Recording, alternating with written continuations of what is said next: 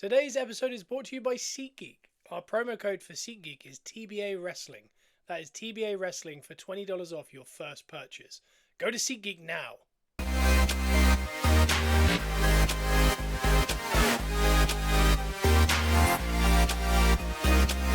Welcome to Gunners Are Us, where we are positively Arsenal. And that we are. Are we? So, every every week this is becoming a thing. Oh, I like to kind of start off how we're all maybe feeling. Mm-hmm. So, I mean, I've changed it up before. I've said, positively Arsenal? Or positively Arsenal? Yeah. I mean, I don't know. I mean, away to Fulham? Come on. I think we're going to have to look at this in a vacuum. Charlie on TikTok and Gunners Are Us every single week, 10 a.m. GMT on a Wednesday, has said Odegaard injured. He did go off injured in the Fulham game. We're not sure on the severity of it, but it did look like the ankle again. There's a lot of injuries. We'll get to that as far as the back line is the real concern. Yeah. But that Fulham game, like I said, in a vacuum is so different to when you look at it compared to what people are doing this week. Yeah. For example, we were on this show last week and we said that we reckon in the next 7 days, someone will be found out and someone won't be. Yeah. Or we'll just have a better understanding. That we thought that 7 days was very important. Yeah. And I think we did learn a lot because we went and beat Man United quite comfortably at home. Yeah. We then drew to Fulham. Liverpool, we were worried weren't going to drop not even 1 point. They showed cracks at Newcastle, and then their game got postponed. So again, that kind of threw a little bit of a spanner. But Chelsea went and won 2 in a row. Chelsea's the one. Chelsea went and won 2 in a row. And I tell you what, if you listened to me last week and you put on that little sneaky bet of an outside chance that Chelsea could win the league this season, I mean, they're going from strength to strength. They really look strong. And I think my point of something happening this week and us knowing more, it did work out, but it also didn't. Probably because Liverpool didn't play that second game. Yeah. Is that a benefit to them? Is it a negative to them? I don't know. Like, some would say the last Goodison at midday and the conditions, their injuries, their suspensions. Yeah, Liverpool could have struggled. But I think them getting this... We know what it feels like when you're ahead and then you have remember we had a game in hand. Yeah. And people were catching up, but we were like, but we all got that game in hand. Yeah. And then when that game in hand came, it was squashed between 2 other games within 2 days rest. Yeah. We lost it, and then we were like, oh my God, we have lost. If it didn't feel like we lost 3 points, it felt like we lost like 6 points. Yeah. Because all the way through the season, we were like, we're ahead by 5 plus a game in hand. It always feels helpful until it happens. Yeah, and then all of a sudden you draw one, and then you lose the game in hand, and you go, we got no game in hand, and we're ahead by 2. Yeah. And so it could be a bit of a... It might, heavy is the crown. Yeah. And it might sit funny, the idea of them having a game in hand for a while. I mean, with Salah's new haircut, it might be sitting more comfortably on his head at the minute than it has been in the past. It definitely will. But if you watched their game last night, I think they were against Genoa. They weren't good. Yeah. They won. That's the big important part for them. But they won. They don't look slick. And it is, and I think Steve McManaman was on the TNT's coverage, and he was saying, they're going to get found out. Yeah. And I think they have at times, and I think Salah is really bailing them out, and I don't think that's sustainable for a whole season. No. So when they get this game, this is going to be now under the lights of Goodison. Yeah. The last ever Goodison Merseyside derby. Different vibes now. And that might be thrown between, for example, I don't know, Man City away. Yep. The Bayern Munich semi-final, for example, and then Arsenal. I don't know, or any of the other overachieving teams that are in the league currently. Yeah, it could be. You might have Brentford away, semi-final of the Champions League, and then City away, and then that's sandwiched in between all that. So time will tell whether it is a bad thing that they had that game miss or a good thing.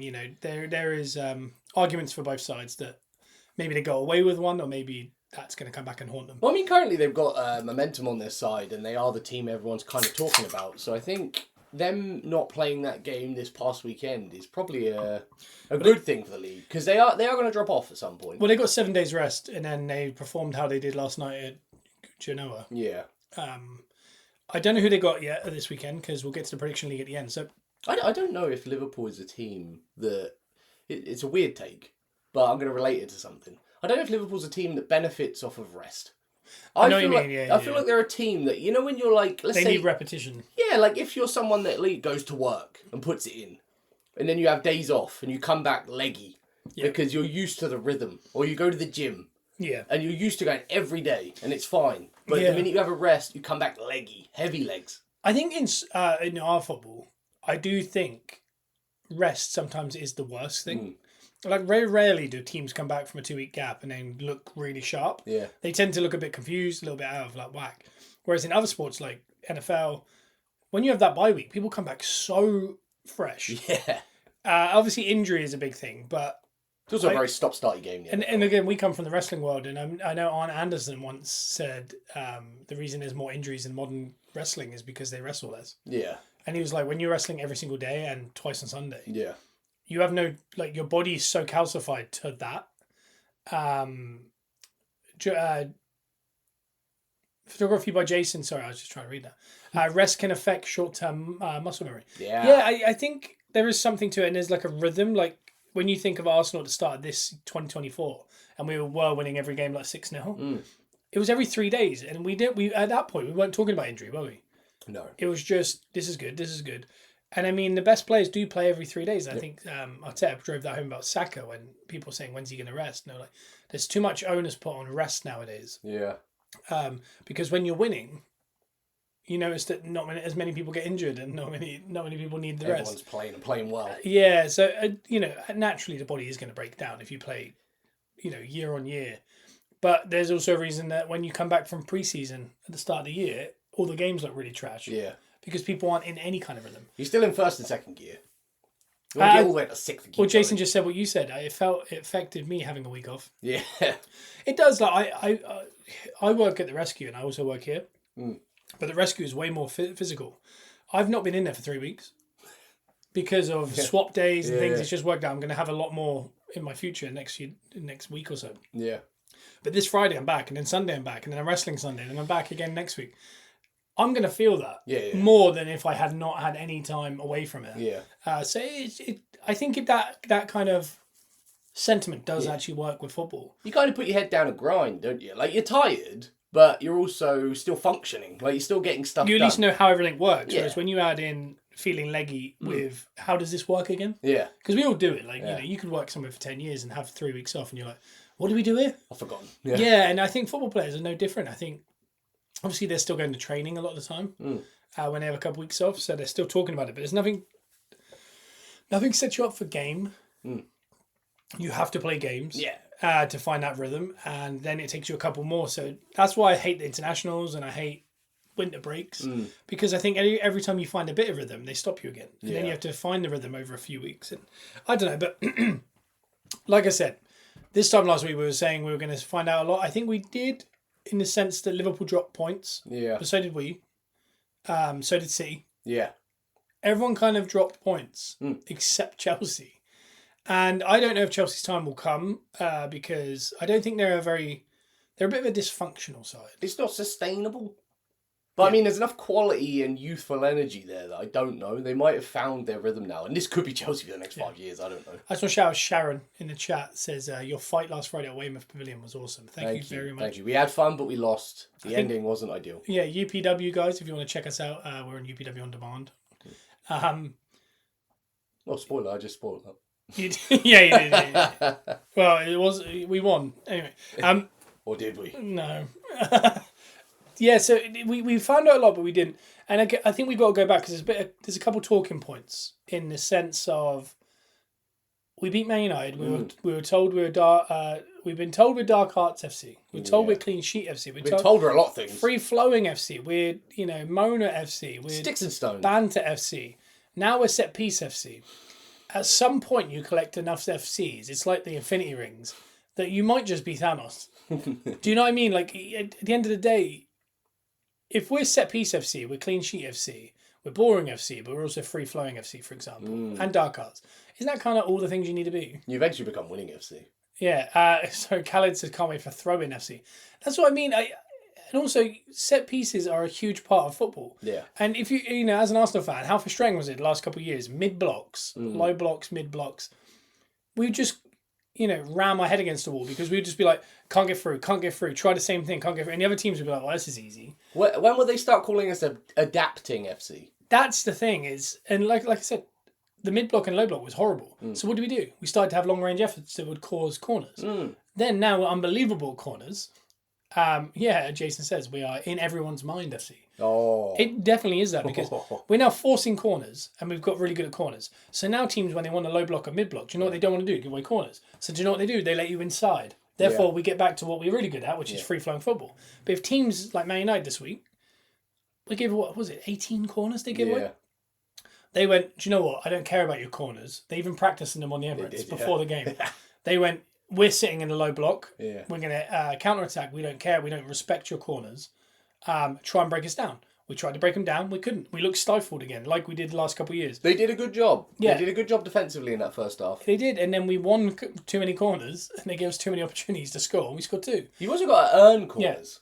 Yeah, exactly. Like if you're up that end of the pitch, that's a massive one. Yeah, you're near enough that byline to create that many corners. You're definitely doing more than just corners. Yeah, no, for sure. Corners are like penalties for us. They really are, and I mean, it's such a. It's such a benefit, and I mean, I love the idea that we're really good at set pieces because it's not like people saying he's Mikel Pulis. Yeah, we're Stoke. I mean, Stoke would load up the box with it wasn't a routine. They would just put the middle in a mixer, push you around and stuff. I mean, these are really good routines. Yeah, and I really like the idea that when teams don't allow us in, we go, that's fine, we'll have set pieces. We'll go to plan B. So when teams now are going, do you know what we don't want? You to have set pieces. So they let you inside, and then that's where we play our best. That's the one thing we're better than set pieces at is good football. Yeah. So it's chess. We're moving them around. Exactly. We're saying, pick what one you want. Do you want us to do set pieces or do you want us to play good football? And you try and defend each one of those. And Man United couldn't defend the corners. I mean, it showed early. Partey missed a sitter from about a yard. Yeah. And from that moment, I remember thinking, they're going to not enjoy this night if they keep giving away corners. And they didn't. I mean, it got worse. Yeah. Once we scored the first goal, they really opened up. And then the second goal opened up and we nearly scored a few, open play goals. Yeah. Which has been a week since we scored one. But overall, that Man United game I thought was quite... I think in the grand scheme, it's a really nice win because it felt like it didn't matter. Yeah. Which is a real... That's kind of like the biggest compliment I can give it is growing up, Man United, a massive team. That was the worst game. Yeah. Playing Man United even this time last year, the year before, any time, I've never felt as not nervous. And then during it, I was like, cool, we've won. I didn't kind of overreact. I was just like, yeah. I almost like expected it. And that's the only kind of big compliment I can give to it. Because, I mean, the game was pretty lackluster. But it was the fact that it was just like, yeah, all right, yeah, expected that, and we've done it. And I didn't expect that at all. We've turned a corner. When we face teams like that, we've turned a corner now. Yeah, it's and if it's corners, then special teams is a big part of the game as well. I know we're trying to bring in a bit of the American style coaching. So having special teams isn't something to sniff your nose at. Well, if you're in the NFL, you can't win a Super Bowl without good special teams or defense and offense. So I mean, if we're happy with our defense, we're happy with the way we attack, and we're happy with our special set pieces. Yeah, that's how you win leagues and stuff. Oh yeah. Liam says Arsenal need to go back to first season. You challenged so free flowing. I know the thing is we do, but the reason we did that was because teams thought we were mid. It was unexpected. People were expecting a very poor Arsenal team that year. So what everyone did was they defended freely with us. Yeah. And then they realised, oh God, they're really good. So by the end of that season, people started to stiffen up. Yeah. And we didn't know how to break it down. And then last year, it got really... the games were really methodical because we still couldn't break down low blocks. But everyone expected us to be good. Yeah. So everyone just sat back and we really struggled to break them down. Yeah. So I think now they're just trying to find alternatives. That's how I kind of... It's like photography by Jason said. It's adaptability, like we said earlier. It's a big part of the game. It's chess. Yeah. Even if it's chess over 5 seasons, we're going to have to adapt every season to what other teams are going to throw at us. Because now, like you said, they're expecting corners. Yeah. So they're going to start adapting to that. That's going to open the game up more. So we can maybe go back to the free-flowing, like you said. Yeah, well, teams will decide it weekly. And if you see in Europe, we don't use the set pieces. Because, look at Sporting. We scored a set piece, but that was just a part of it. Yeah. But what they did was they went, no, we're better than them. Yeah. And they weren't. And they allowed us to play, and Odegaard tore them apart, and so did Saka. But So, do you know what I mean? There's certain things that, for example, the one thing we've got at the minute is I think our left side is weak. Yeah. Because Moreno hasn't become a starter. No. He had an opportunity to really play him this week in the last couple of weeks. He hasn't. So he obviously doesn't believe he's ready. Yeah. Calafiori's injured, and Martinelli and Trossard are both kind of stuttering.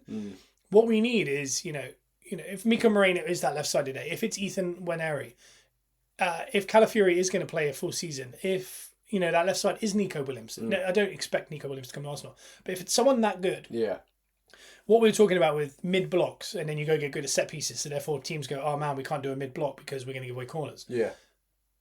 The one thing we're missing in a minute is Saka is doubled up in every game. Yeah. And therefore the left side is empty. Yeah. But we don't trust it enough to go over there. What we need is someone like Saka on the other side. Yeah. Because then teams will go, we can't double up. Options. And then Saka becomes bigger in the games again. So, like we said, it's adapting. We have to keep adapting, keep building. Actually, I do agree with what Liam's saying here. Your big downfall is playing Rice in the 8. He's a specialist 6 play him there. It's becoming a bit of a worry. I think Partey had such a good season so far. Yeah. He hasn't been able to. And he's not trusting Moreno. So he's just kind of going, play there. And I think this was the issue with Fulham as we move on to the Fulham game. Yeah. I think we just move... Arteta said this, and that's what kind of frustrates me because he does it. He says you want to move as little as you want. When there's injuries, you want to move as little amount of players as you can. Yeah. So, for example, imagine our perfect 11. Let's say Calafiori goes down. Yeah. Put Zinchenko in there. People might not like Zinchenko, but if the whole team stays in the exact correct place and that one player comes in, you can deal with that. Yeah. What you can't deal with is bringing in, do you know what, this is what happened this week. Zinchenko wasn't available. Calafiori wasn't available. Gabriel wasn't available. So what he did is he went Timber from right back to left back. We'll put Partey from 6 to right. We'll go Rice down to 6. We'll go Havertz back here. Yeah. Do you know what I mean? Like everything got moved. And you end up moving 6 spots. And now players are not playing in their perfect position. Yeah. Whereas for me, based on the weirdness of that team, I would have kept Timber at right. I would have played Kiwior and Saliba, Saliba at right centre-back. Yeah. So no one's moved. Reyes goal. Left Kiwior centre-back. And I think Kiwior is very good when he plays in his correct position, which is left centre-back. When he's a left-back, he's not as good. No. So therefore, the left-back is wrong. Don't play Partey at right-back. Leave Partey at 6 if you want. And leave Rice at left 8 and leave Odegaard at right 8. And then you just bring in Lewis Skelly. Yeah, He's trusted him before. Try and keep as many players in their correct positions as possible. Yeah, and what happened? The goal came from that channel on that left-hand side for Arsenal's left, there Fulham's right. Yeah. And I mean, their goal was so simple. It was just a slow pass down the channel. Right, it was equivalent of a post route in NFL. Yeah. It was just run directly to the edge of the box and then hit it across goal. And it was just a perfect shot. It was their only real attack in the whole game. But it all came down that left side, and that was Kiwior and Timber. And Timber's not on the left; he was high up. Whereas if Lewis Skelly was there, you'd think, maybe Lewis Skelly and Kiwior is a weak link, but at least the right is perfect. Yeah. And everything up that right is perfect. Instead, we had, mix and match. And I do agree that I think Rice is he's one of the best 6s in the world. Yeah. And he plays left 8. And it's because he doesn't trust Moreno. And it's like, why are we spending money on these players? And then instantly he's like, I don't trust them. Yeah. It's like, play Rice at 6, play Moreno at left 8, and play Odegaard at right 8. Yeah.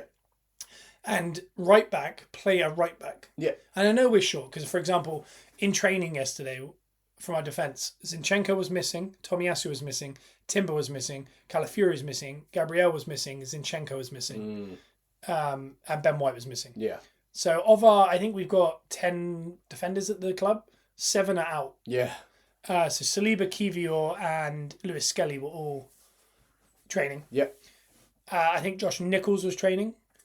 I would have thought someone out of the blue is going to play. Yeah. I've heard rumours that Tierney is starting tonight with Kiwior and Saliba. That might be a go-to. A good And go-to. maybe Timber was just having a rest and wasn't training. But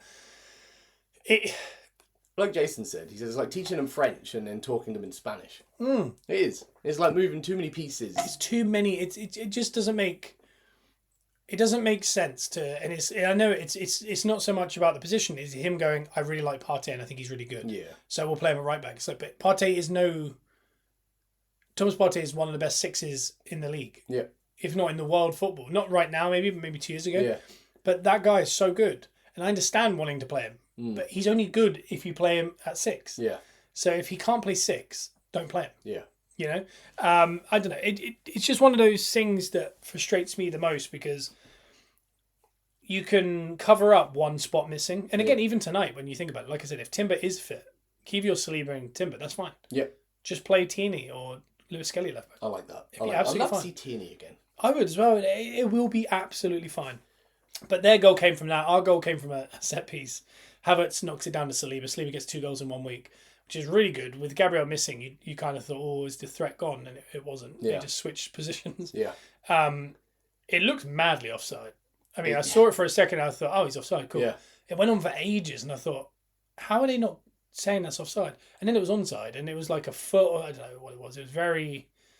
it didn't seem correct, but whatever. I'll trust the lines for what they are, because the lines came in effect later. In full transparency, if I could be candid here for a minute, as John Cena would say. Please do. Joe and I didn't really see any of this match. Joe was working. I was in the hospital. Not for me.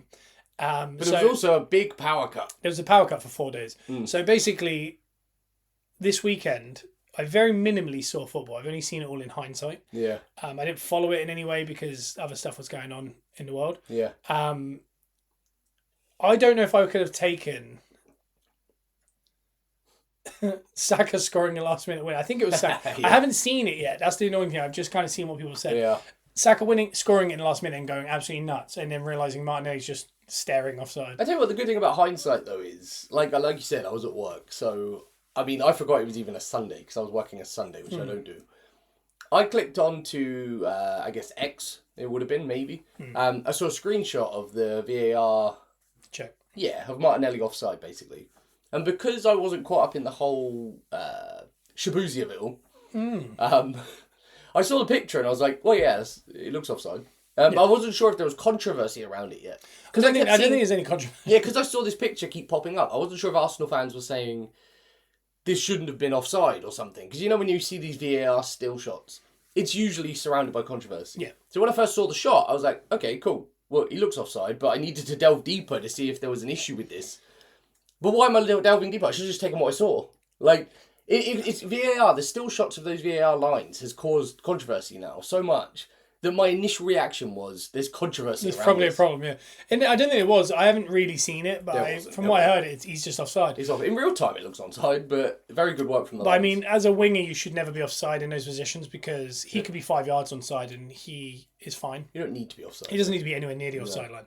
It's just ball watching. And you can't do that, especially at that point in the game when you might have 1 or 2 attacks left. Yeah. But we scored. It didn't count. It's a shame. That's twice now, I think, we've not quite delivered. For example, Trossard has an open goal and so does Havertz. Yeah. In the last second of Chelsea away. Yeah. And they're onside and they miss. Yeah. That goes from a draw to win. And not just that, it knocks Chelsea back 2 points and puts us up 2 points. That puts us ahead of them. The end of this Fulham game, if Martinelli just stays onside, that goes from a draw to a win. It's another 2 points. On top of what we got currently, and that's it's a 4-point swing. Yeah, and a 4-point swing puts us 2 points behind Liverpool with their game in hand. We have to turn these draws into wins in those ways because, I mean, like the Chelsea game, I don't think we were not in any danger of losing that game, but we just weren't in danger of winning that game. Yeah, and I think the Fulham game felt the same. Yeah, when you look at the XG, I think we were supposed. The XG shows that we should win that game 3-0 against Fulham, but when you take away set pieces, it's 1-0. Yeah. So set pieces create 2 XG. Yeah. But I mean, people keep saying that. Like now, like for example, at the minute, everyone's talking about how Saka's numbers are amazing. Everyone's all show us without set pieces, and even without set pieces, he's still top. Yeah. But it's the idea that we're even asking that question. It's like that's a part of football. It's like saying Beckham was really good, but now show us without set pieces. It's like no, because he's really good at set pieces. Yeah. Like, it's just these Rice corners are very reminiscent. Yeah, Rice's ones are really good, but yeah, I mean, we dominated that game by the looks of it from the highlights. Yeah. We had a lot of the ball, a lot of the possession, a lot of the passing, way more shots. We had more corners. We had everything more. XG was higher. But we have to turn them in. Like I said, I don't think we're ever in danger of winning that game somehow, even with all that kind of opportunity. I think there was one clip I saw where the ball kind of like floated because of the wind. And Jesus just didn't even try and volley it. Yeah. Yeah, exactly. Khaled's saying everything is hard work. It feels like pulling teeth a little bit, and And he also said the goals we're conceding come from such low XG. That is the biggest problem. And that's really unlikely because that's something you can't really train for. No. Like that Fulham goal, you won't see them score a goal like that again. And it wasn't a worldie or anything. It's just not many forwards will take it from that position. Awkward. And go, do you know what? I fancy it. And he won't hit it as... There's only one area you can hit it. It's about like a half a foot, like a 6-inch gap between Raya's hand and that post. And he hits it hard enough and perfect and true enough into that corner. That is the biggest question we need to ask, though, I think. I mean, we should be scoring more, but at the same time, if we're keeping teams to such a low XG, we shouldn't be conceding. We're conceding more than we usually do. Yeah. Maybe we're overachieving the last couple of years with XG, conceding. And then now we're, it's like karma's come to get us. Yeah. But no, it feels like hard work. And like I said, there's there's 3 games. I mean, take away all the losses this year. Yeah. Man City, the draw. They scored in the last second. We just turned off for a second on a set piece. Yeah. Brighton away at our home. They score that goal after the Rice sending off that we won't ever see again, which is frustrating. Chelsea, we have the opportunity to win it. Martinelli stays on side. We won it. That's 4 draws that we like. That is literally an 8-point swing. Yeah. It's 2 extra points on all those games. We shouldn't be suffering from naivety at this point. Right now we'd be top by 2 points, but they would have a game in hand. And it wasn't like I'm saying, we lost 4-0 to Chelsea or something and going, but if we'd won that, we'd be top. Like, I mean, these are 4 games that we very much were in danger of winning. There was very minimal Yeah. threat at us losing those games. Like we were never going to lose that City game because we were playing so well. We got the red card again. Shouldn't have been a red card. Yeah. But he got sent off, and then they battered us. But I mean, we sat in that low block and we were comfortable. Yeah. We just turned off for a second. Martinelli turns off for a second. Rice turns off for a second to nudge that ball away. If he doesn't, we probably go on to win that 2 or 3. No, they were not in that game, Brighton. We've been in the mixer now for a few seasons. Yeah. Like we've been up there. These group of players have been up there now. They shouldn't be naive still at this point. They should be learning. Yeah, and I've talked about it before, and I really think when you win a league, good morning, Fash. You got to have a lot of things go your way. Yeah. In my opinion, you need injuries, decisions, but you also need these moments to go your way, and that's why I truly believe we were supposed to win the league last year. Yeah. And that's what hurts the most because we did well on injuries last year. We did well on situations. We had clean sheets. We were free flowing football at times. Those little marginal things kept going our way. We kept winning games we should have probably drawn. Yeah. Whereas this year it's the opposite. It's like Khaled said, it's very hard work. Every game we should win, we're drawing. Yeah. Every game that we win comfortably, we win comfortably. Yeah. But every game we lose, it's like we just didn't turn up. And then they're caused like Bournemouth away, caused by a decision that won't be given again this year because it wasn't 3 or 4 times beyond that point. The 2 red cards that we got for Trossard and Rice, I mean, they cost us 4 points total. It does feel like the season that you tend to get after you win the league. Yeah. Like, you win the league. We just never got the really good bit. We just never got it. Last year we were supposed to, you could tell it was supposed to be last year, we didn't. And then this year we feel like we're definitely not going to win it. Yeah. And then it's going exactly that way. So we didn't get the really nice bit. We just kind of got the negative positive stuff. Yeah. But it's like we got the hangover, but we didn't drink the night before. The only thing I'd say is I do really believe this year is a really weird year. And I do think there is surprises. I think it's not out of the realm that Chelsea do win the league. Yeah. Because it's just one of those years. I can imagine Liverpool just being like just collapsing and losing 5 on the trot, like what City just did. But Chelsea being a team that just have the unbelievably sized squad that can play every 3 days, and there's world class players coming off the bench. So, but like I said, Chelsea do show cracks as well. Like they were 2-0 down against Liverpool. We should have beaten them away at their ground. Liverpool. They outplayed Liverpool at Anfield, but lost. Yeah. They lost to City at home at the start of the season that they weren't actually too bad in. So it's a very I think it's a very strange season. It's just who can keep their nerve enough. And so far, like I said, last year I remember we talked about. I think we drew with Fulham and we drew with someone else, and that's what cost us the whole league. It's not Christmas, and I can name you. We've named you 4 games that we were very close to winning. And we didn't get over the line. And I don't mean you have to get over the line with all 4. Just 1 or 2 of them. Yeah. And we didn't. Yeah. There was 4 attempts to get, like the Chelsea game, this Fulham one, Brighton at home, and City away. You got to hang on in a couple of them, or you score those last second winners. Yeah. And we didn't get one of them. none of them were turned into wins. Yeah. And I don't think you can win a league when you don't turn 1 out of 4 of those tight marginal ones. No one on TikTok says Fulham haunts me. Yes. It does, and it's like the Chelsea one. It took me weeks to get over that kind of last minute miss because I was convinced to be like, it was offside. Yeah. Even if it went in, it wouldn't have counted, it would have hurt. Then they proved it was onside. Yeah. He just had to put it in. And that one haunts because it's like, it's not just, if we just drew 1-1 and it was a nothing game and you go, if we just turned that into a win, it's like, but it's not, there's no merit behind that. Whereas there's merit to that Chelsea one. We had an opportunity and we failed, and that's on us. Like this one, Martinelli didn't stay switched on and we failed. And the beauty of this season is there's no robots. Yeah. There's no one that isn't beatable. Yeah. And Fash just backed up what I said. Robbed versus City, Brighton, Liverpool as well. The Liverpool one, I don't know. I think Liverpool, we just gassed out with quite a few injuries. JS, you weren't better than Chelsea. I think it was a really even game, but we had the opportunity to win it, is all I'm saying. We need to take our opportunities. And we failed it. I think the City and the Brighton one, as much as they hurt, but it was out of our hands. The refs decided those 2 games. Yeah. And we tried to sort them, but we didn't. Yeah. But you can kind of go, well, we just didn't get the right decisions. Oh, well. The Fulham and the Chelsea one was fully in our hands to win those games. Yeah, we had it. And we didn't. Yeah. And that's on us. Yeah, and that's what I mean. It's on Arsenal, on finishing or switching on. And if you do that, I just don't think you can... You can't win a league unless something massive happens around you, like Liverpool just have the biggest collapse you've ever seen. Fash says the goal Havertz was never a foul. He blew up once. That is also true. Yeah, I forgot about. Yeah, but again, it's not in our hands. The refs are going to do that. And we got to we learnt last year.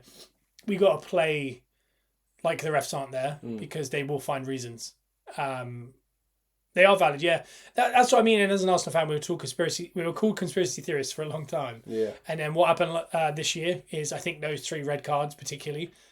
Have you noticed that no one says it? Yeah. Because they went, oh God, they got absolutely battered with those decisions. Like Saliba gets sent off for last man, and what did we see 4 times beyond that in the next 2 weeks? Last men that are worse that no one got sent off. We're like the guinea pigs for these decisions. We are, yeah, and the same with the kicking the ball away. We're the only team that got punished, and all of these things cost us games. Bournemouth away, Brighton, and Man City. Yeah, and like we said before, they're not excuses. They are at this point facts. Like sports does rely very much on injuries, decisions, all these things. They're not excuses.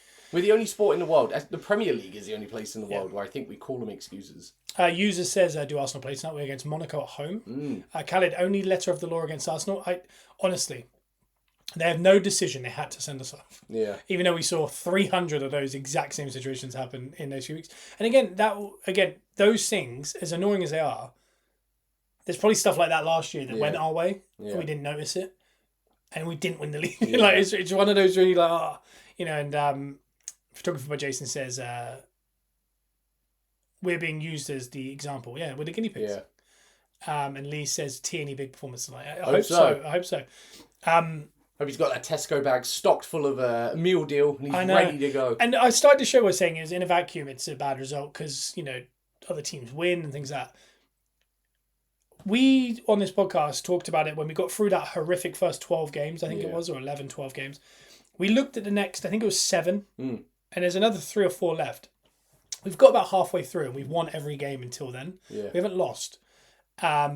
We pretty much said if we win 6 out of the 7 and draw the other one, I think we could be in for a shout. Yeah. So far, we've won 3, drawn 1. Yeah. We got the next 3, which I think it's Palace, Ipswich, and Brentford. Yep. I think it's Palace at home, Ipswich at home, and then Brentford away, which is the hardest one.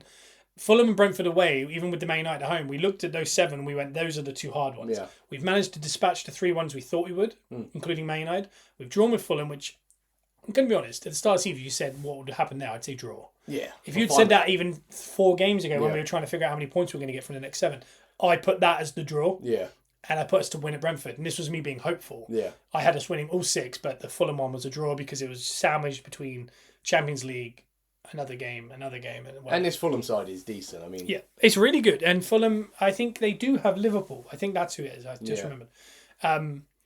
They are a decent side, and we made them look very average. We just, again, on us, we couldn't get that last bit done. Well, yeah, like I think it's Fash said, yeah, I remember your post. I said I'd take what you said. It's still on. I mean, that's what we got to remember. I mean, in the moment, you look at... you can't win every single game, and no one will. And in a title race, like, you look in the moment and you go, Fulham, we should have won that. Like, but if we're saying on paper, like, predicting all these games and how many points we're going to get, like with the start of the season, we had all those really rough fixtures. We had a hard start to the season. Yeah. We throw in, like, the Reds, the injuries, all sorts. We came away with more than what we hoped for from those games, even with all that considered, really. Yeah, I think we figured out, didn't we? And we were a little bit under what even we thought. Yeah. But not what we thought. I think it was about right what we thought. We take it. But it was under what we thought was acceptable to carry on to win the league. Yeah, yeah. But again, we didn't know we were going to have the injuries, the weird decisions, all these kind of things. Yeah. So if you add all that together, yeah, it's really, I was really happy to still be within. We're in the top 4, by the way. It's fine. You know, all things considered, I mean, not much more can go worse for us this year. No. So if we could somehow even squeak out a third, yeah, I think at some point we're going to all have to look at each other and go, the title's not on this year. Yeah. Nothing. So much stuff's going wrong. Yeah. We lost our captain. We lost Saka. We've lost everyone at different points. Yeah. The defenders just seem to keep going out. These decisions, the way they've built the fixture list was horrific. And then you look at it and you go, and then also Liverpool just kind of come out of the woodwork. Yeah. It's annoying that City are kind of struggling. But you just go, at some point we're all going to have to look around and go, let's cut our losses. Can we just get a top 4? Yeah. Because if we get a top 4, it just gets us through to next year, and then the fixtures might be nicer. We might have a nice year for injuries. Yeah. Nice year for a lot of things. We might be able to actually make some signings that heavily improve. Yeah. And even without the league, I'd take consistency. Like, as long as this team's consistent and we don't, like, you know, go for it for about 2 or 3 seasons and then just drop completely off. Yeah. User just says you talk sense, unlike a lot of Gunner fans. Thank you. Well, this is why we started the podcast, because I think Gunner fans, I don't think get a bad rap. I think they get an acceptable rap. Yeah. Because a lot of them are crazy. Yeah. And they give us all a bad name. The real fans that just kind of just watch TV or go to the games. And we're realistic. And we're just excited that we're not losing a Mustafi's not playing. So yeah, I appreciate that, because we do get that on here a lot on the TikTok. We try and do it with all of football as well, not just Arsenal. Like, we try and be positive. We're pretty much positive about everyone. We once did an episode where we talked about how good Ange was and how wrong that was. Yeah. Photography by Jason says we're still not United though. This is the thing. Look at United. Look at Spurs. Yeah. That needs to be studied. Yeah. It is so bad right now. We were never what they're doing right now. Like we were awful. Yeah. We came 7th and 8th a couple of times there. That was as low as it got. We weren't what they're doing. I mean, we're talking bottom half of the table. Yeah. Bad. Yeah. And they don't look like they're improving. And they've spent a lot more than the Arsenal team that were in that position are. Yeah. I mean, we spent money. We got further up the league. I don't know how they improve. I would take consistency. And that's what I mean. At some point, you know, if we get another couple like injuries or something like that, or maybe a weird decision or just a bad game where we don't turn up, I think we all got to look around and go, do you know what? The title's not on. That's fine. Yeah. Let's just don't lose all with the will. I hope the players don't lose the will and go, do you know, if we're not going for the title, who cares? Yeah. We need them to just go, do you know what, let's just have a solid third, pick up a Carabao Cup and keep this year quiet. And just be like, let's move it on down the road. Let's figure out next year. Like a user with... I'm not ready to do that yet, but I'm just saying in the next few weeks there's a chance. Well, like user with a lot of numbers there. I'm not going to read all the numbers. I like this guy though. He said, I'm a Liverpool fan and for sure we will drop points. All we ask for is to be involved in the title. We've said that.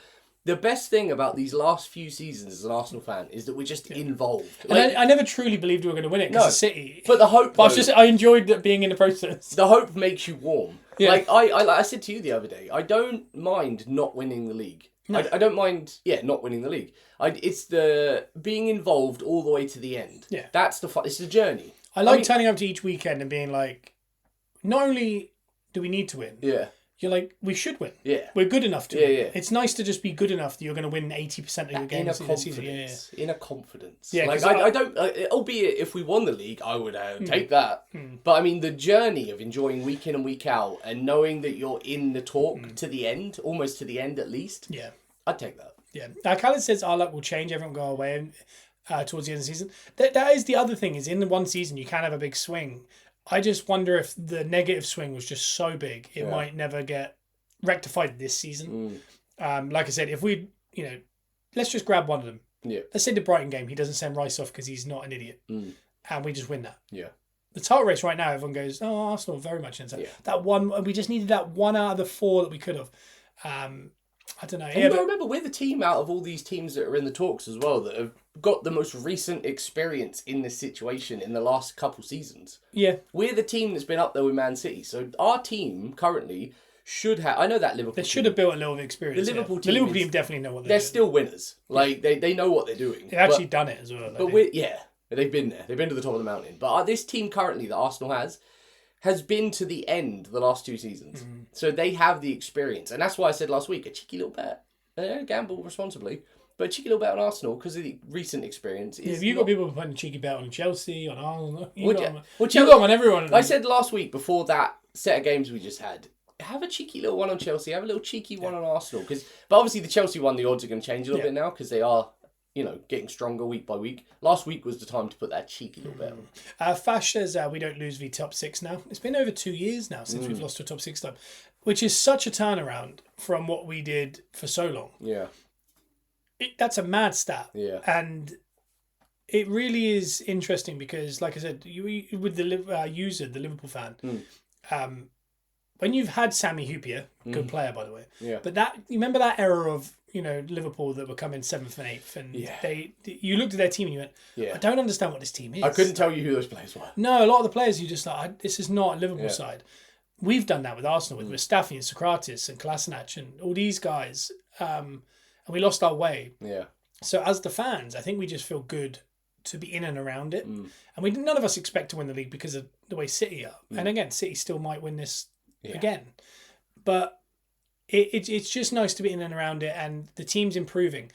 I think the jump off is mad. Like, after the Arsenal game against Man United, I think everyone was like, we're so good. Yeah. That was so convincing. Even though it was like not convincing, but it was so easy. Yeah. We just won. 3 days later, you go to Fulham, who, are really good this year. Yeah. We draw a game that we dominate. And everyone was like, Arteta out. We don't know how to play football anymore. We can only score set pieces. Like, because we had played 2 games in 3 days and we scored 3 set pieces. Yeah. And we didn't lose. The week before we went and scored 5 at Sporting. We're fine. The dips are mad. Like, people just need to be like, and they were like, Arteta just hasn't improved us. And it's like, I mean, we haven't lost against a top 6 team in like 2.5 years.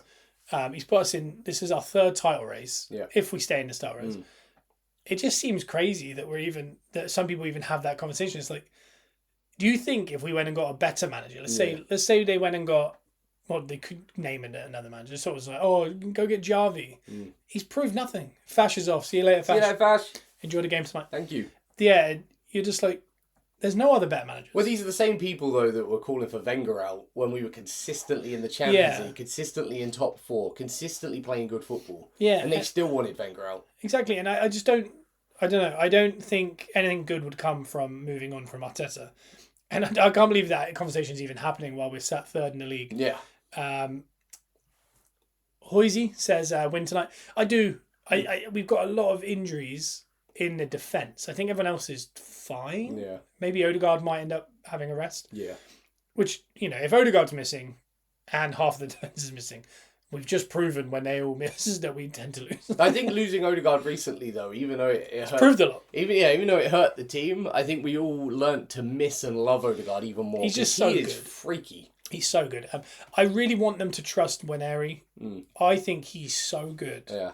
But we need to see him for longer than 20 seconds. Yeah. And I want to see him in the first team. I don't want to see, against Crystal Palace this time next week. I don't want it to be him in amongst a group of players that don't play regular. Yeah. I don't want him to be trying to feed Sterling, Jesus and Trossard. I want to see him with Havertz, Saka, Odegaard, all in the team. He's got to be casting spells with the first guys. Yeah, I want to see him dealing with that, and I want him to have the assurance of Rice behind him. I don't want him to have Jorginho, and Jorginho's a great player. Yeah. Different player. But I want him to have the actual team around him to see how he fares. And I think a home game against Monaco in the Champions League, that's the time. Yeah. Put the full strength team out that we can. For me, if it's Raya, if it's Tierney, Kivior, Saliba and Timber, if the midfield is Rice, Moreno and Waneri, and then you have Martinelli, Saka and Havertz. Yeah. If you put that team out and just let him be the guy, let him cook. Yeah, I think he might have a breakout night where we get one more. As Arteta would say, another brick in that wall that we're building in him. I think putting him on for 10 minutes at the end, I don't know, as much as it helps generally because it's another appearance and it's another 10 minutes under his belt. And I know we're getting ahead of ourselves because there is that stat that I think he is now, I think it's like 25 minutes away from beating Saka and Foden's combined time in senior football. In a rookie season. Yeah. Yeah. So Saka and Foden, if you put their time at his exact age right now together, when Aries about to beat the amount of time they've done combined. Wild. So he is well ahead of where he should be. Yeah. Because, we think of Saka and Foden as very early to be that involved. And you can destroy young players by playing them too much. Yeah. We learned that with Wilshere. But then you look at like Fabregas. Yeah. And once you see someone's good, play him. Yeah, do it. Trust him. And like we were saying earlier, it might become the season where we should be trusting. Yeah. Because this might be the season where we can have a bit of a free hit and go, as long as we scrape our way to fourth, just carry on next year and get back in it. Look at the cups. But we might develop a player like Lewis Skelly and him. That might stop us going out and buying a left 8 or a right 8. Yeah. Or a backup to Odegaard because we don't need it. Lewis Skelly might mean that we can sell Zinchenko and Tomiyasu. Or Zinchenko and Kivior or whoever it is. I would like Tomiyasu to stay, but he's very injured. Yeah. Let's say it's Tierney and Zinchenko.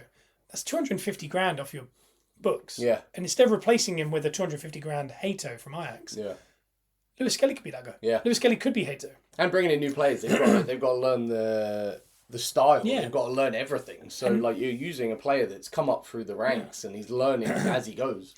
And I think when Ari and Lewis Skelly could, that could save us so much money if we can get some time into their legs this season. Yeah. That in a year's time, you can get rid of Vieira off the wage bill fully. Yeah. And you can get rid of Zinchenko, Tierney, even Kivior. And Lewis Skelly and Ethan Ware are right there already. Low wage bill, already in the team. Yeah. And you don't have to look at those positions. You can go, let's go spend 70 million on a centre forward. Let's go spend 60 million on a left wing. Let's go spend 50 million on a centre back who can play fullback. For example, someone to replace Kivior. Yeah. For example. And you could go Isaac, Nico Williams and someone else. That would be unbelievable. And the reason you could do that is because you don't have to go get a left winger, a centre forward, a right 8, a left 8, a left back. Yeah. You don't have to do all those things. And it would be so much nicer if you can kind of do it within and then concentrate on the bits that we haven't been concentrating. Yeah. Since Arteta's been there, he's bought one centre forward. Yeah. Like an actual centre forward. And that's Jesus. And it worked for a year. He got injured. He's really struggling. He's a really good player who probably... He just needs a new bit of scenery. Kai says, how are you both? Good to see you guys. Hey, Kai. Both good. Thank you. How's it going? Do you know what I mean? Like, he just needs that new lick of paint. Like, if you sent him to Atletico right now, I bet he'd just be so good because he's such a good player. He just needs... I think he might just need fresh... I'd love him to get good again here because I really like Jesus. Yeah. But same as Zinchenko. He'll go and run some team like Feyenoord or someone and they'll be like, he's the best player we've ever seen. Yeah. Niom FBA says what forward. For me, left wing and forward are massively important. And in a perfect world, I don't think this is possible. Nico Williams and Isaac are my guys. That would be ideal. Key and only priority since the previous summer, a striker. That's it, from Kai. For me, it's gonna be Gyökeres, it's gonna be Sesko, it's gonna be Isaac. We've been saying that for a while. I think there are only 3 options. I think Mateta's making a claim, and I think Duran from Villa. Oh yeah. I mean, they tried to sell him to West Ham last year. Yeah. And it fell through. I'm pretty sure his money's gone up now. It's gone mad. But I mean, when you're watching the way in which he's scoring from distance, he's going to be sought after. And if it's not him, the Villa might go, no, he is our guy. Yeah. Watkins looks out of form. Maybe it's Watkins. I don't want Watkins. I think age profile and some of the stuff I've seen out of him where he kind of seems a bit streaky. Yeah. Scores in batches. Yeah. That's not what we We need. need consistency. That's what a lot of our forwards do. We need people that are just good. And for me, it's Isaac. I think he's Premier League proven. I think he's got the Arsenal style. He can hold the ball up. He can score. Yeah. That's where I'm at. Yeah. We're always one player away. I'm so frustrated. Yeah, the last 20 years. We are. And I don't know if Isaac wins us a league. But it just adds that little bit of seasoning on top. we are one player away, but I think once Isaac comes in, they'll go, well, Martinelli maybe hasn't been what we want him to be. There's all these things. But I do think Lewis Skelly and Nwaneri could allow us to offload a lot of wage bill and not have to replace it. Yeah. Because, I mean, if we brought in no one, but you got rid of Tierney and Zinchenko, next year the left-back situation is Calafiori or Lewis Skelly. Yeah. The right-back is Timber or Ben White. Yeah. The centre-backs are Gabriel and Saliba, and the backup would be Tomiyasu. Yeah. Or Ben White, Timber, Calafiori. Because they all play centre-back. Yeah. That I think would be good. I know we've just lost a load of players, but I think that would be fine. It's just that would give us so much room to play with to actually go. Let's go, just work on our offense. Yeah. So for me, that's what I would do. I don't know if you can pull Nico Williams away from there, but there are other players. People like Eze, I think, is a really good player for the fact that he can play left 8, right 8, left wing, right wing. Very helpful. He's very Arsenal. Yeah. And I could see that being a really good thing that Arteta would like. He likes that adaptability of players. Well, do you reckon that'll appease Arsenal fans, though? Because I feel like the biggest conversation always with Arsenal fans is we need a striker. I mean, I would, like you said, I would take Eze currently over a striker right now. Just for the options. Just for the options and strength in different positions. And I know that's a big part of Arteta's game, is he likes players that can play numerous positions, not just an out-and-out striker. But I think we do need a striker. We need someone we can rely on to just, like you said with Duran. I think he's the most clutch player in the world, I swear. Yeah, at a minute he is. But he does also feel like he's having an Eddie Nketiah season. Yeah.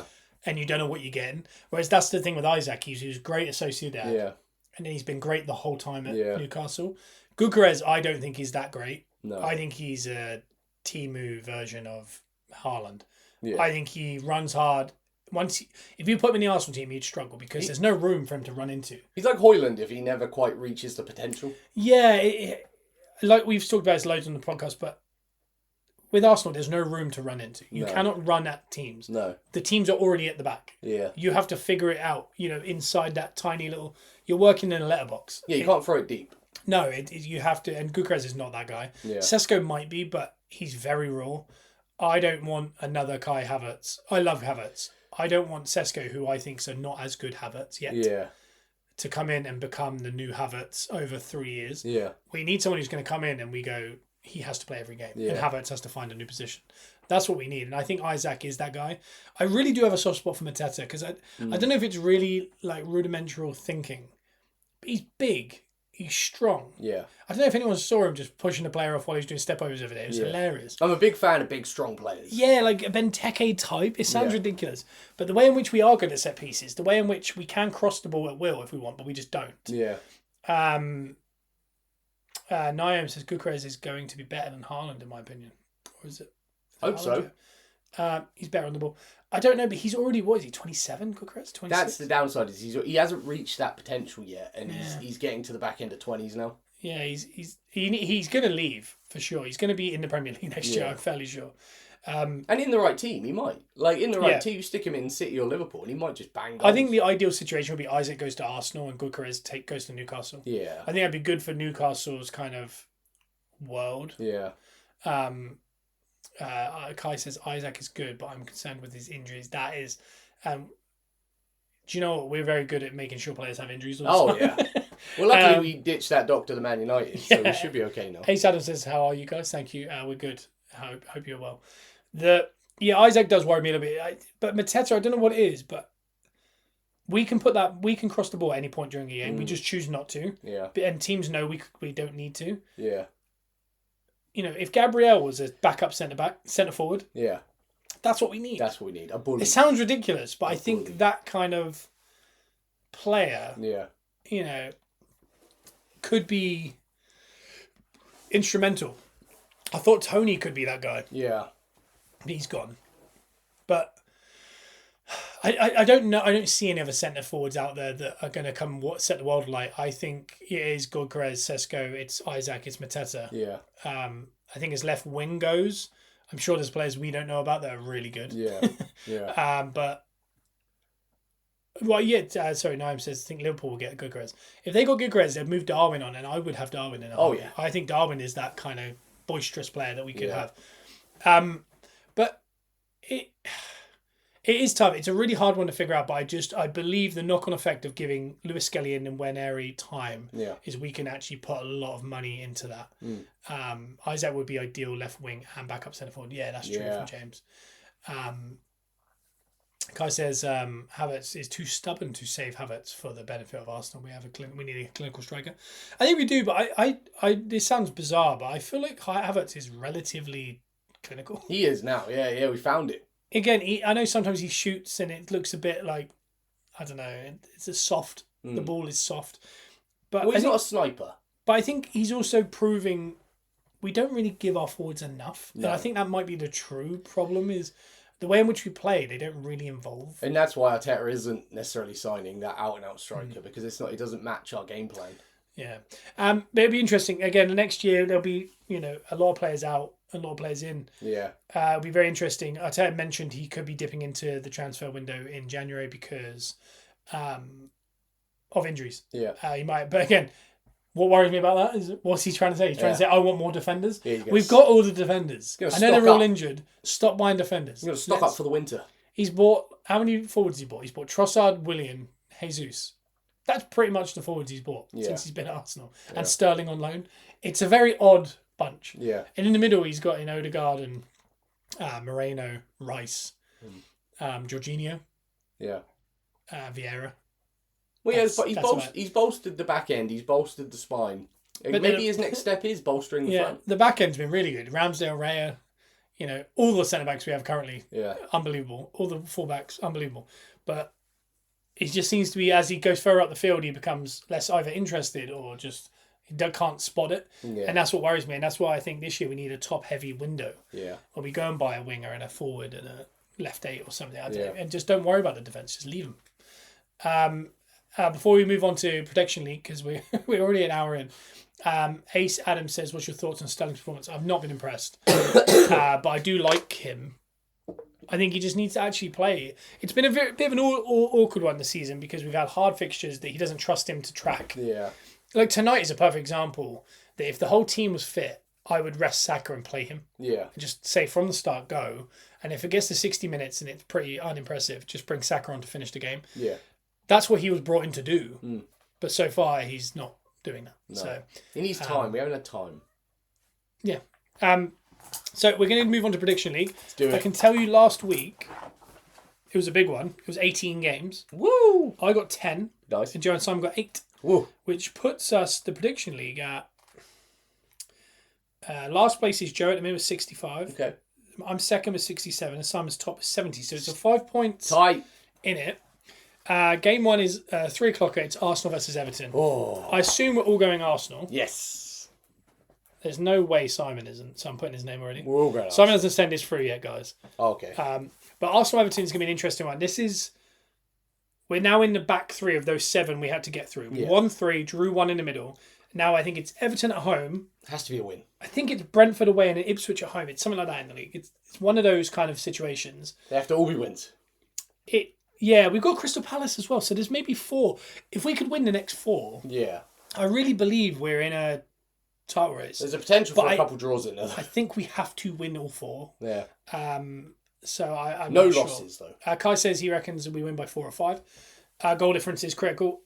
Yeah. I think you're right. I think Everton have been weird. They're usually very good defensively, but every now and then they do slip a 4 or 5-0 loss. They've missed Brathwaite this season. Yeah, I think they're just a strange side. I think Deitch is always on the verge of sacked. Yeah. I think they'll do really well to get Moyes back in before the end of that season and take them into that new stadium. Yeah. I think there's something quite whole about him taking them into that. Little throwback to go forward, you know? Yeah, but I'm sticking with an Arsenal win. Yes. I don't really care how it happens. I just need it to be a win. Next, we got Wolves Ipswich, and they're saying Gary O'Neill is going to be in charge of this game. Okay. Ipswich have lost a couple now. They've gone from drawing a lot to losing a lot. Wolves have had I said from the start, I thought Wolves were better than what they're showing because of the fixture list. They came out of that fixture list, they won a couple, and I thought, there you go. There's the real Wolves. Then they started to lose every game. And you can feel they lost 4-0 at Everton. Yeah. They lost 2-1 against West Ham. I thought they were decent in that game, but not good enough. Yeah. They're saying he's in charge. My take is El Sakiko against Lopetegui this week. They were kind of like, Lopetegui keeps his job, Gary O'Neill gone. Yeah, and sorry, Kai said Gary Neal should sue the PGMOL if he gets Yeah. sacked. Very true. I think he might. I actually think by the end of this weekend, Gary Neal will still be in a job, but Lopetegui will be gone. Woo! And that's because I believe Wolves are going to win this against Ipswich. Yes. What do you think, Joe? I always back Wolves. I don't know Okay. why. I've got a super soft spot for Wolves. And I'm going to jump all the way to Monday Night Football here because the reason I said that was it's Bournemouth West Ham. Okay. I think that's a Bournemouth win all day. Absolutely. And I think that's Lopetegui. Are you going Bournemouth? Yeah, I'm going Bournemouth. I think Gary O'Neill and Wolves stay intact. I think Gary O'Neill keeps a job beyond this week, and I think Lopetegui loses it, even though the other way around lost El Sakako. The next game is Newcastle-Leicester. Newcastle-Leicester. Sorry, Kai just said feel bad for O'Neill's sacking would be detrimental to him at this stage. I really like Gary O'Neill. I think he's a really good manager. He's one of these managers that he's not going to be one and done. No. Like he was at Bournemouth. He went to Wolves. He shouldn't have got sacked at Bournemouth. He was good. He went to Wolves. He proved a point. He was very good at Wolves. He's having a bad spell. Yeah. I think he's a very good manager. Do you reckon? He's going to stay in the league. He's not one of these that's now going to go to the Championship or anything. There's plenty of options. Everton would be stupid not to go for him if they move on from Deitch. That's not someone that Newcastle would look at if Eddie Howe goes, is it? I think Newcastle at the point in their arc, their villain arc. They got to go higher. They're going to go to Jose Mourinho or higher. Yeah. That's how I feel about them. Kai says that my outfit looks Wolves branded. I'm wearing a Texas University shirt and an orange hat. Lots of I'm orange. in all orange, yeah. I'm very Wolves. I'm pro Gary O'Neill. Yeah. But this is Newcastle to beat Leicester. I think Leicester have actually they've been the best team of the promoted teams, and I didn't expect that at all. Rude's done well since he came in. They were 2-0 down at home to Brighton. They drew 2-2. Yeah. He won the first game. What are you thinking? I think it's another draw. Okay. I think it's another draw. I think Leicester are going to crawl their way back up. Liverpool-Fulham. I actually think this is going to be I actually think this is Liverpool. Okay. I was going to go draw. Yeah. But I think that's me being hopeful. Yeah. I think Fulham are very good, but they're better at home. The way Liverpool play at Anfield is just impossible. They suck the ball in. They'll hardly lose a game at home now after the Forest one. I'm going to be hopeful. I'm going to go draw. I think Hale End FC will salvage a point though. Hope so. Forest v Villa is a very good game. Tight game. Jake in the group says Toon fan. I haven't heard one Magpie say they want Jose over Eddie. Oh no, I agree. Yeah, I don't think anyone wants I don't that. think they want it. I just think that the board might be in the point that when they do move on from Eddie Howe, it's not going to be Gary O'Neill. Nah. There is a chance it could be Graham Potter. Yeah, that's a good one. But I think they might. I think they were looking at Emery before he went to Villa. They're going to look at one of those types. Yeah. One of these kind of managers that have been at PSG. I think that's what they're looking for. They're like, if you've been at PSG, we'll have you. Publicity-wise, I mean, the world's starting to notice Newcastle now because of the takeover and stuff. I think publicity-wise, you put a Jose in there, I think it can be good things. Yeah. Because it means they're looking bigger. Yeah. But at the same time, I don't think it's the steady option. I think Graham Potter is the...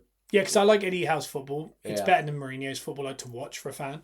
But I can see Graham Potter in a turtleneck and doing really good things in Champions League and stuff with Newcastle. That'd be good. That would be my ideal situation for them. But I don't. You just never know how it's going to go, do you? Forest to Villa is a really good game. Yeah. Villa have got a Champions League week. They've just won a hard game 3-2. Yeah. That's a Forest win. I can't go draw. Villa seem to struggle immediately after Champions League. This shows how even this league is at the minute. Is I keep wanting to go draw, but I can't go draw again. Why not? You're right. Put draw. It's Brighton v Palace next. Are we going to talk about Martinez? No. Mad guy. What a madness. Crazy. That guy is just mad. Brighton Palace. Put me down for Brighton. Okay. I'm gonna go draw then. Okay. City versus United. Whew. This is City gonna smash them. Triple captain Haaland every single year. He loves scoring against Man United. Almiron just did a number on City with Sporting. I don't know. Both teams are very out of whack. I'm going to City though. I'm going to go United. Okay. You never know. It's a weird game. City are in a weird spot. United's still trying to figure it all out. I think this is a week they figure it out. Get a bit of juice behind them. Saints Spurs. Kai says Haaland hat-trick against United. This is every year I triple captain Haaland at Man United, and it always works. I keep meaning to sell Haaland at the minute. But Don't do it. Is this the week to do it? Sam said, would Arsenal have won the league if we kept Martinez? Nah. I don't think our goalkeeper position is not The problem. I think the goalkeeping position is what it is. They do a job. I think Martinez is like the best keeper in the world potentially, but Big I think fan. he also brings maybe a little bit of too much drama to the team. Yeah, he does. I think that's what we got rid of Ramsdale because he was a bit too excitable. Yeah. If United lose, just so Fergie era ex pros eat some salt. Yeah, that would be again. I think they're all kind of starting. If you notice, like Rio and them, they all kind of seem a little bit depressed about the whole situation. Yeah, because I really think that every time a new manager comes, they're like, "Oh, you're going to see the United again," and then they're just like, "Oh, maybe you're not." Kind of what United fans sound like a little bit when a new manager comes in. And talking about trash, it is Saints versus Spurs. I'm gonna go draw. I'm going Saints. Wow. Because I think Saints are actually a really good football team. They will give a goal away, 100%. Yeah. Spurs are the most random team in the so world. random. I mean, they lost to Ipswich, gave them their first win in the Premier League in over 20 years. Then they beat Man City comfortably. Yeah. Then they drew at home. Yeah. Then they went on to lose the next 2 in a row. They're all over the place. They're such a weird team. Talking about trash, I'm glad you enjoyed that. My God, they're poor. And Ange, I mean, I said from the start, I don't like this guy. And people are, I like him, he's fun, he's down to earth. He wasn't. He was lying. That guy, and Simon on the show said this from the get-go, his mask will slip when they start to become Spurs again. And it's become Spurs. He goes in that press conference and they go, you know, do you think you deserve that result? And he goes, well, what does anyone deserve, mate? You know, life's more about, you know, picking up your shopping for your wife and that, mate. Spending time with the family. Yeah, You know? there's bigger things than football. And they're like, but you're here to manage Spurs. Yeah, So, we're talking about Spurs you know, today. How are they going to improve? It's not about improvement, mate. It's about family. That's what he does, and it's just nonsense. And then when they're winning, he's like, you know, the other day they wound him up, and he was like, "I'll win something in the second year, mate. Every year, no, without doubt." No. And he was getting all snappy with them, and they were like, "And they're all right then." And then he just banged into a load of losses. I mean, this guy, I think he's just a weird guy. Yeah, he is, yeah. I don't know what it is. It's like he took over Spurs and he thought, you know, I'm really good. I'm a bit of a genius. I'll work my magic. And he's starting to realise Spurs are just Spurs. Yeah. Jose Mourinho's tried. Conte's tried. Yeah. I don't know why this guy, who's managed Celtic and a couple Japanese sides, thought he was going to do anything different. And he was so high on himself. And now the only way to get out of it is to be like, football. Football doesn't matter, mate. There's only so many ways to cook a potato. I mean, if you're going to cook a potato, cook a potato. Exactly, and he's found that the hard way. Yeah. And I really do. I hate the concept that he goes like high end, where like they'd be like, you know, Arteta's just lost it and jumped into the crowd at another game, and he's like, nah, it's just too much, mate. And I don't like that. It's just like, no, you paid a lot. The fans want you to win. Yeah. Stop acting like, you know, when they win, he's just like, yeah, it's good. And then when they lose, he starts talking about like family. Yeah, he's like, there's more to life than football, guys. Don't get too obsessed. And he's like, that's your job. Yeah. Win games. And the mask slipping, and the pundits love him. Yeah. The fact that he lost that game against Chelsea with 9 men, and everyone was like, wow, it's so good. It was so good. And it was like, no, it wasn't. It was awful. We're also learning that we can only trust the pundits for so long. Yeah. Well, the pundits are just awful, I think. But yeah. Someone said something this week. I can't remember what it was. It was, I don't know what the pundit was, but they said about Ange, they were like, if it's snowing outside, I wear a jacket and a hat. If I look outside and it's red hot, I don't wear a jacket and a hat. Yeah. That's his management. Very good. I like that. He wears sandals and flip-flops. He wears both of them. He wears flip-flops, shorts and a vest, whatever the weather. Yeah. And people go, that's so brave. Yeah, look at him, he's got character. My wife looked at me this morning, mate. I mean, that's what life's about, mate. Yeah, I realise none of this matters. No, the football don't matter, mate. Like, is that because you just lost 4-0? And he's like, I don't even know what the score was, mate. You don't talk to me like that. We're just doing our job. Anyway, that guy's a nutter, and I've done enough impressions. I'm hoping that picked up. Chelsea Brentford, anyway. I got way too lost. They praise Ange because he's not a threat. That's very true. Yeah. He's like Garfield eating lasagna. Do you know what I mean? Like, you just like, look at that cat. He loves lasagna. He loves lasagna. That's what we say. That guy loves lasagna. Yeah, he's great. Chelsea Brentford. Chelsea. I'm going Brentford. I'm not convinced that Chelsea will get another win, but I think they're just on the move. Yeah. They're on the move. They're moving up. That's all the games. Wow. We've ran through Prediction League, guys. We've gone a bit long here. I apologise for an hour and 10 minutes. We've enjoyed talking about football because it's been nice to kind of talk through it because I haven't seen much of it. Yeah. But tonight we've got Monaco.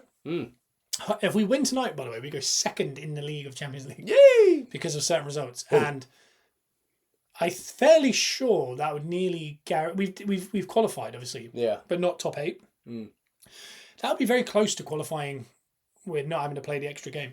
So let's just hope we're getting there. We can... we're getting there. Yeah, let's just hope that we win tonight. I think in the next couple of games, I think we have got one awkward one left. I can't remember who it was. But there's one easier one after this and one hard one and then this one. I'll tell you what, guys, we're going to take this season week by week, all together. We're going to do it together. We're going to come in, we're going to discuss it, we're going to break it down, and we're going to build it up. And Kai said today's game, we need to get early goals and rescue players, no drama, just business. Yeah. Yeah. Don't overcomplicate it. Go to work. Let's just get this done and move on to the weekend where the Everton game is probably more important at this point. You can catch us every single Wednesday on iTunes and Spotify. This is Gunners R Us podcast. Let your friends know. Give a 5-star review. And also on TikTok, we're Gunners R Us pod. We do 2 videos a day, unless it's today, where we do a live at 10 a.m. GMT on a Wednesday. And we'll do 1 more video today. So we pretty much average 2 videos a day, or 1 video and a live. Please give us a follow.